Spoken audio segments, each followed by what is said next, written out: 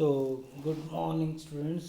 Next topic जो हम कर रहे हैं ये बहुत इम्पोर्टेंट है। पेपर पॉइंट ऑफ व्यू से ये पूछ लिया जाता है अक्सर कि बताइए कि ये जो नीटा 3, नीटा 1, नीटा 3 मैकेनिज़्म के बारे में बताइए।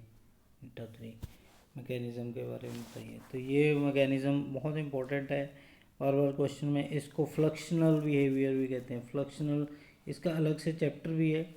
फ्लक्शनल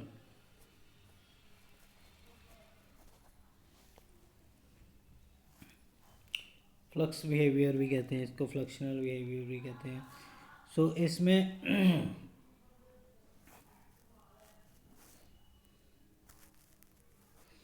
इसमें बच्चे ये ख़ास तौर से एलाइलिक का एग्जांपल बहुत है। एलाइलिक कॉम्प्लेक्सेस का एग्जांपल बहुत आता है। जैसे ये आपको बनाया हुआ है, दिखाया हुआ है कॉम्प्लेक्स। इसमें क्या हो रहा है आप देख सकते हैं कि ये जो एलाइल है ये एम से अटैच्ड है, 3 कार्बन अटैच्ड हैं और 3 कार्बन पे आप देख सकते हैं कि ये दो HC एक जैसे एक पीक देंगे। अगर HNMR की बात करें, NMR की बात करें तो HB अलग से पीक देंगे, HA अलग से पीक देंगे। तो इस तरह से ये NMR की पीक्स देंगे। तो इस तरह से 3 टाइप्स ऑफ हाइड्रोजन एटम्स हैं। 3 types of hydrogen atom in eta 3 allylic complexes. तो the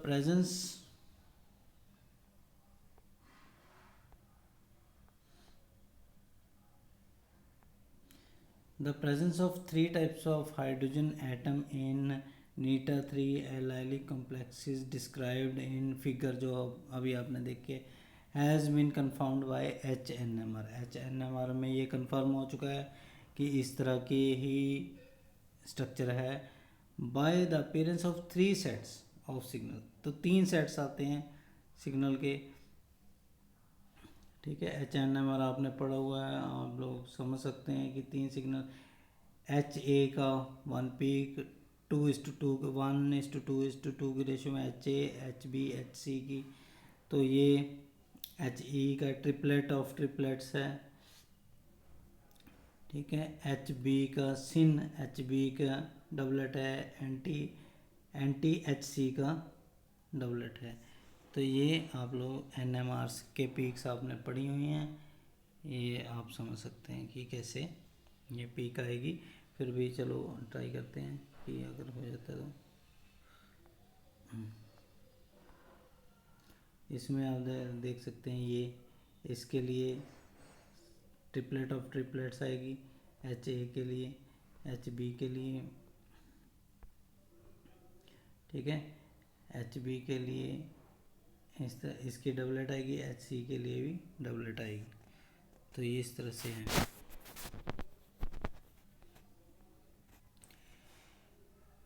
It is noteworthy that some metal allyl Neeta 1 sigma type complexes give different type of spectrum। तो अब इसमें ये नीटा 3 का एग्जांपल था। अब मेटल एलाइल नीटा 1 की तरह भी बिहेव करते हैं। ये हमने पढ़ा है नीटा मेटल एलाइल नीटा 1 की तरह भी बिहेव करते हैं। So they give the different type of spectrum characteristic of A4X system arising the result of head to tail movement। Head to tail movement इस तरह से। हेड टू टेल मूवमेंट में क्या होता है बच्चों? हेड टू टेल मूवमेंट में अगर हम देखें तो क्या होता है कि ये जो मेटल है कभी इस कार्बन के साथ कभी इस कार्बन के साथ, तो इस तरह से चलता रहता है।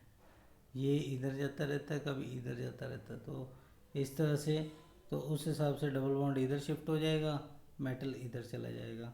ठीक है, फिर वापस मेटल इधर आ जाएगा, डबल बॉन्ड इधर शिफ्ट हो जाएगा। तो ये shifting head to tail movement कहते हैं। मतलब हेड टू टेल, एम इधर से इधर मूव करता रहेगा, हेड टू टेल मूवमेंट ये चलती रहती है। तो इसमें पर क्या है, नीटा 1 रहता है। नीटा 1 क्योंकि इसमें अब एक मेटल एक टाइम पे एक ही कार्बन के साथ अटैच है, आप से देख सकते हैं एक ही कार्बन लास्ट वाले कार्बन से अटैच है, तो इसमें जो स्पेक्ट्रम आएगा A4X सिस्टम आएगा, A4X system arising as a result of head to tail movement. तो ये भी बहुत इंपॉर्टेंट है। तो इस तरह इसमें फिर दो तरह की पीक की आएंगी, ठीक है, एक H1 की वजह से, एक सेंटर वाले H की वजह से, एक जो साइड वाले H हैं उनकी वजह से। ये जो मैं दिखाता हूँ आपको, ठीक है, ये वाले जो H4H, ये 4H एक ही सिग्नल देंगे, तो ये सिग्नल इसकी वजह से आ गया। और सेंटर वाला जो एक तरह का ही सिग्नल देगा, सॉरी, ये जो 4H हैं इनकी वजह से ये सिग्नल है, ठीक है, और सेंटर वाले की वजह से ये पेंटेड बन रहा है, सेंटर वाले H की तरफ से ये पेंटेड बन रहा है। तो इस तरह से ये सिग्नल आ गए हैं,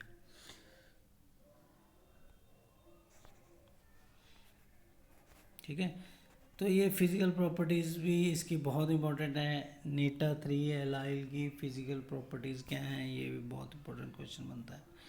तो आ जाता है कि, तो इसको भी पढ़ते हैं क्या है इसमें।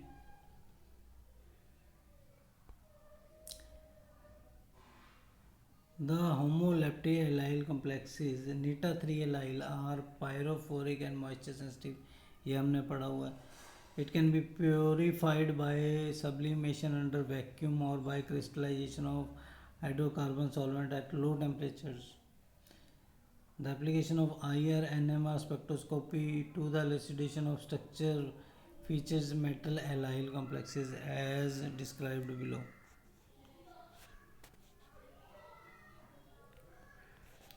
तो IR और NMR पढ़ेंगे, इसका बहुत इंपॉर्टेंट है, इसी का ज़्यादातर आता है कि IR NMR बताइए जी इसका, क्योंकि इसमें फ्लक्शनल बिहेवियर है जो किसी और में नहीं होता, फ्लक्शनल बिहेवियर। NMR IR स्टडीज़ पढ़ते हैं। IR स्टडीज़ में क्या है कि the feature of IR studies of Neeta 3 metal allyl complexes of type these types, ठीक है, and Neeta 3 revealed by the study of nickel and platinum and other metal derivative can be summarized below. तो ये summary बनाई हुई है। ए point क्या है, the presence of medium intensity C double bond C anti symmetric stretching frequency near 1460 centimetre पे एक medium intensity की C डबल बॉन्ड C की एंटी सिमेट्रिक स्ट्रेचिंग फ्रिक्वेंसी आती है IR में। दिस इज़ एक्सपेक्टेड, ये एक्सपेक्ट है कंजुगेटेड डबल बॉन्ड के लिए, जो कंजुगेटेड डबल बॉन्ड है ये यहाँ पे पीक देता है। और दूसरा B, the occurrence of symmetric C double bond C stretching vibration, symmetric stretching, अब वो एसिमेट्रिक थी, एंटी सिमेट्रिक थी, सिमेट्रिक स्ट्रेचिंग आती है 1020 के पास, विच इज़ फॉरबिडन इन, ये फॉरबिडन है इसलिए इसकी इंटेंसिटी कम आएगी। Shows that the bonding is not sigma और नीटा स्केयर टाइप। तो इससे पता चलता है बॉन्डिंग सिग्मा नहीं है, नीटा स्केयर नहीं है। The appearance of strong CH stretching vibration at exceptionally low position, कम पोजीशन पे CH की स्ट्रेचिंग स्ट्रॉन्ग है, इंटेंसिटी 2850 पे इन एलाइलिक कॉम्प्लेक्सेस में ये आती है। तो यहाँ से पता चल गया कि ये बॉन्ड है जो एलाइल है, एलाइल की वजह से ये आ रही है, ठीक है।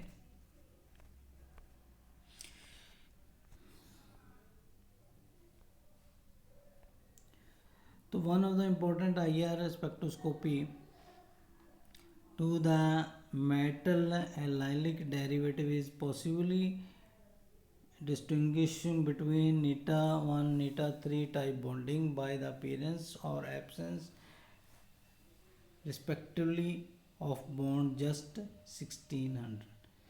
तो IR की इम्पोर्टेंट एप्लीकेशन में मेटल एलाइलिक डेरिवेटिव की जो पॉसिबिलिटी है नीटा 1 से नीटा 3 टाइप बॉन्डिंग के बारे में डिस्टिंग्विश डिफरेंस के बारे में पता लगाना, बाय द अपीयरेंस और presence of bond just above 1600। तो 1600 की पीक पे अगर कोई पीक आती है या नहीं आती, इससे नीटा 1 नीटा 3 का पता चल जाएगा। The conversion of Neeta 1 bonded allylic into Neeta 3 arrangement of greater interest from the mechanical point of view. तो ये मैकेनिकल पॉइंट ऑफ व्यू से नीटा 1 नीटा 3 में कैसे चेंज होता है ये भी इम्पोर्टेंट है। तो ये डिटेल है एनएमआर टेक्निक में स्टडी की गई है, चैप्टर 5 है इसका, तो ये अब बाद में भी देखेंगे, पर यहाँ पे देख लेते हैं कि कैसे ये चेंज हो सकता है। तो ये देखिए, ये इसका एग्जांपल दिए हुए हैं, ये इसके पिक्स दिए हुए हैं। तो इसमें देखिए ये नीटा एक ही कार्बन लगा हुआ है मेटल के पास, ठीक है, ये वाला बॉन्ड फ्री है, डबल बॉन्ड, एक कार्बन से सिग्मा बॉन्डिंग हो रही है, 5 CO लगे हुए हैं, ये 5 CO लगे हैं। अगर एक CO इसमें से निकल गया तो बच गए 4 CO। अब वो वैकेंसी जो खाली हो गई थी वो यहाँ पे इस तरह से अब तीनों कार्बन अटैच हो गए, एलाइलिक बॉन्ड बना दिया, ये बॉन्ड बना दिया इन्होंने, एलाइलिक बॉन्ड। तो इसकी पीक्स अलग हो जाएंगी एनएमआर की, इसकी पीक्स अलग हो जाएंगी। यहाँ से पता चल जाएगा कि नीटा 1 कौन सा है। इसकी पीक्स देख सकते हैं, ये डबलेट है, डबलेट आ रहा है 1.778 पे, फिर ट्रिपलेट आ रहा है 4.778 पे, ठीक है, फिर मल्टीप्लेट आ रहा है 6.158 पे।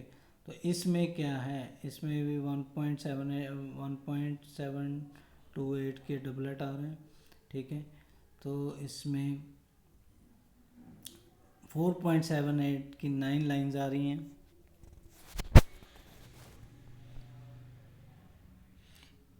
ठीक है, ये डिफरेंस हो गया। और ये 2.698 का डबलेट आ रहा है, तो ये भी अलग है, ये पीक्स अलग होगी। तो पता चल गया कि IR इसका 1620 आ रहा है, इसका आ रहा है 1505। तो ये क्योंकि इसका कम क्यों हो गया IR, क्योंकि बॉन्ड वीक हो गया। इसमें बॉन्ड वीक क्यों हो गया, क्योंकि तीनों कार्बन एलाइलिक बॉन्ड में इन्वॉल्व हो गए। तो इसमें तो सिग्मा बॉन्ड बन रहा था मेटल और कार्बन में, इसमें पाई बॉन्ड बन गया, तो ये बॉन्ड वीक हो गया थोड़ा सा, क्योंकि तीनों कार्बन अटैच हो गए इसमें।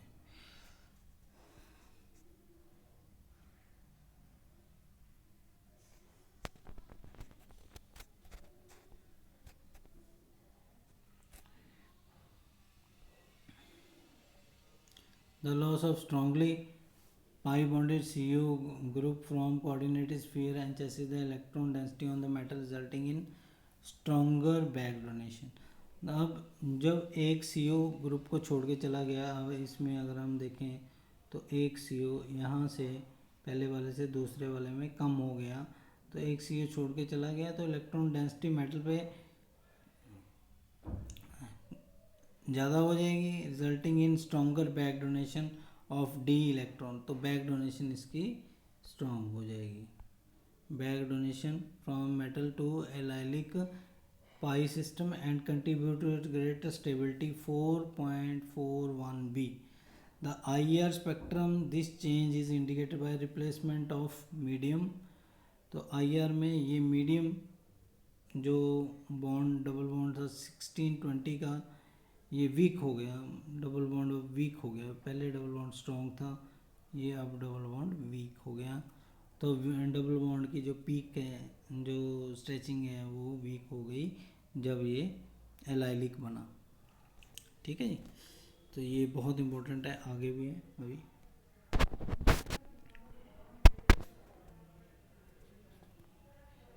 तो ये प्रोटॉन एनएमआर, ये IR के बारे में अभी बताया था इन्होंने, PR के बारे में बात हो गई थी। अब प्रोटॉन एनएमआर अलग से,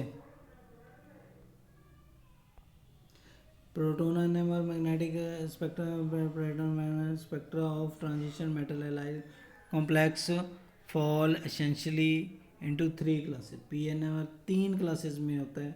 नंबर 1 द सिग्मा बॉन्डेड एलाइंस, एक तो इस तरह से सिग्मा बॉन्डेड एलाइंस है जिसमें कि मेटल हेड और टेल का चलता रहता है, अभी आपको बताया था। गिव स्पेक्ट्रा एक्सपेक्टेड फ्रॉम, तो ये स्पेक्ट्रा एक्सपेक्टेड देते हैं फार्मूले से। नंबर 2 पाई एलाइलिक कॉम्प्लेक्स में कन्वर्ट हो जाता है। ये पाई एलाइलिक में ये है इसका एग्जांपल, ये pi bond MnCO4 pi bond से जुड़ा हुआ है C3H5 show spectra.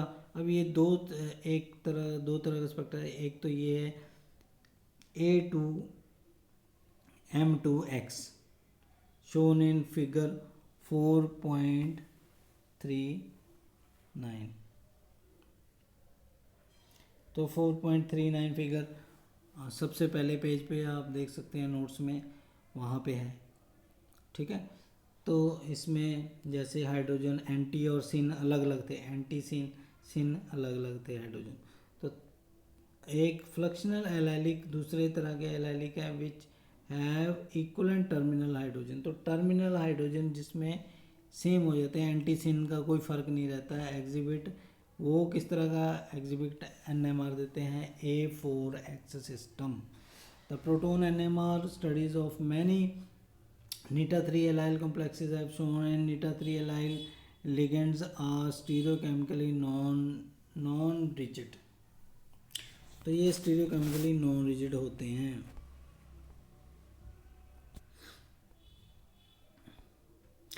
At lower temperature nita-3 allyl ligands appear at static।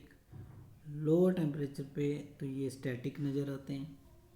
तो ये स्टैटिक का क्या मतलब है कि एंटी और सिन हाइड्रोजन्स अलग अलग नज़र आती हैं, A B X pattern. At higher temperature ये कोलैप्स हो जाते हैं, तो NMR फ़र्क नहीं कर पाता हाइड्रोजन सिन कौन से हैं, एंटी कौन से हैं, सिन कौन से हैं, सारे हाइड्रोजन उसके लिए सेम हो जाते हैं। A4X पैटर्न आ जाता है, showing to the rapid intermolecular arrangement. ऐसा क्यों होता है, बिकॉज फास्ट हो जाता है हायर टेम्परेचर पे। ये जो इनमें जो ट्रांजिशन है आपस में, दो फॉर्म्स में ट्रांजिशन है, इतना फास्ट हो जाता है कि NMR को समझ नहीं आता कि सिन कौन सा एंटी कौन सा। तो लोअर टेम्परेचर पे ये पहचान हो जाती है NMR से कि सिन कौन सा है, एंटी कौन सा है, अलग अलग, क्योंकि वो इतना ट्रांजिशन नहीं देते, एक स्ट्रक्चर से दूसरे स्ट्रक्चर में इतना चेंज नहीं देते। लेकिन ये चेंज हायर टेम्परेचर पे बहुत ज़्यादा हो जाती है, जिससे कि ये पता लगाना ही मुश्किल हो जाता है कि सिन कौन सा है, एंटी कौन सा है।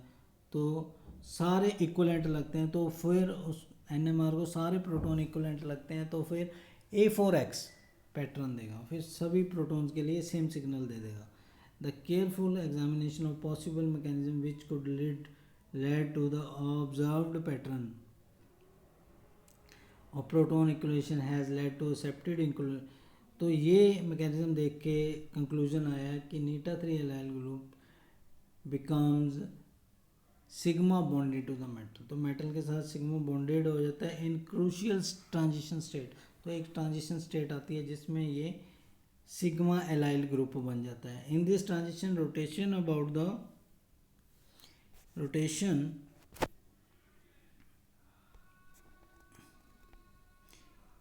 in this transition state rotation about MC bond is followed by reformation of nita-3 accounts for the stereochemical non-rigid। तो इस ट्रांजिशन स्टेट में रोटेशन हो जाती है MC बॉन्ड की, फॉलोड बाय रीफॉर्मेशन, फिर से nita-3 बन जाता है। तो ये मैकेनिज्म चलता रहा। इक्विलिब्रिया ऑफ टाइप, तो ये इक्विलिब्रिया बन जाता है nita-3 एलाइल के बीच में और सिग्मा एलाइल के बीच में, जो कि इम्पोर्टेंस है crucial to the importance of metal allyl complexes in organic synthesis. तो ये बहुत क्रूशियल रोल प्ले करता है। अब ये है स्ट्रक्चर, वो स्ट्रक्चर जिसकी हम बात कर रहे थे कि कैसे चेंज होता है। तो chemically pi allyl group behaves as electron rich.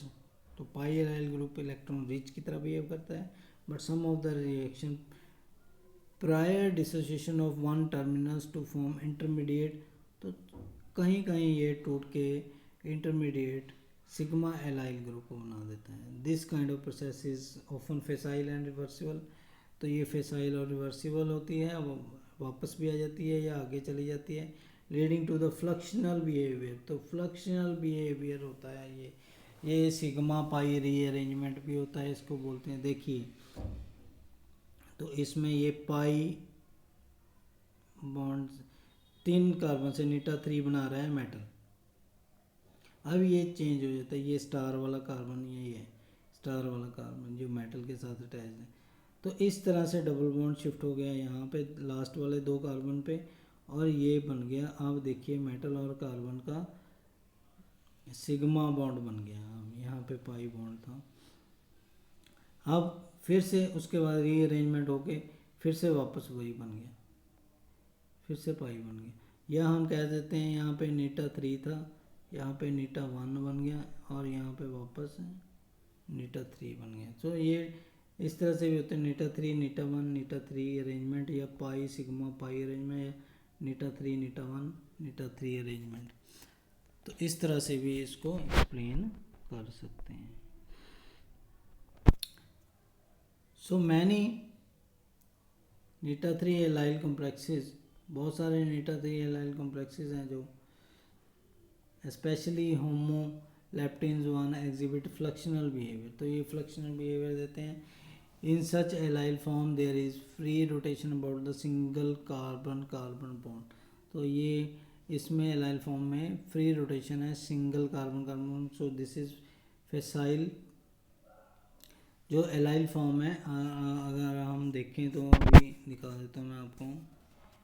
ये देखिए यहाँ पे ये अब कलर चेंज करके मैं बताता हूँ, ऐसे समझने आएगा।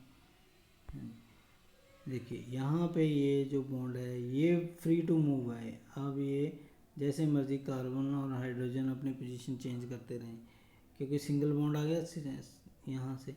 अब ये जहाँ पे डबल बॉन्ड है वहाँ पे मूवमेंट रिस्ट्रिक्शन, गोल गोल घूम नहीं सकता, लेकिन जहाँ पे सिंगल बॉन्ड है वहाँ पे गोल गोल घूम सकते हैं। ये तीनों कार्बन और मेटल के साथ जैसे मर्जी घूम सकते हैं आपस में।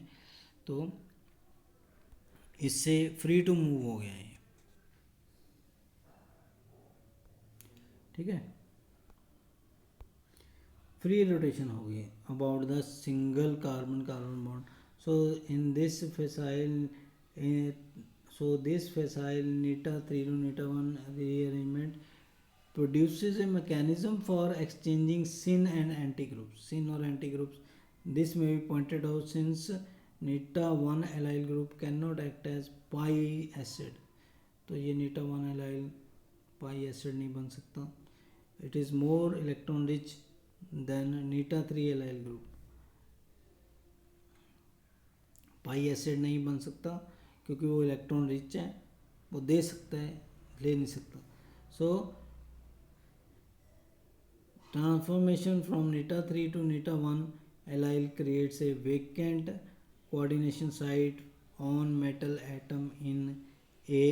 The presence of this arrangement clearly account for the wide range of reactivities exhibited by। तो इस रीअरेंजमेंट की वजह से काफ़ी सारे जो रिएक्शंस होते हैं metal allyl complexes. So this is all for today.